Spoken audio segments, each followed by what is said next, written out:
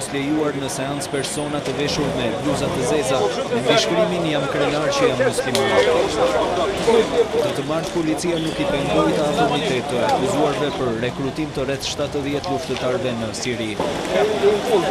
U desh ndërhyrja e kryetarit të gjykatës për t'i dhënë përgjigje pozitive kërkesës së trupit gjykues, që nuk po arrinte dot të zhvillonte seancën. Por sapo të gjithu u lejuan në sallë me bluzat me mbishkrim, procesi vijoi normalisht me pyetjen e dëshmitarëve të akuzës. Zamir Mani nga Shkodra tha se një nga të pandehurit i ka dërguar në Siri ish gruan së bashku me djalin 10 vjeçar.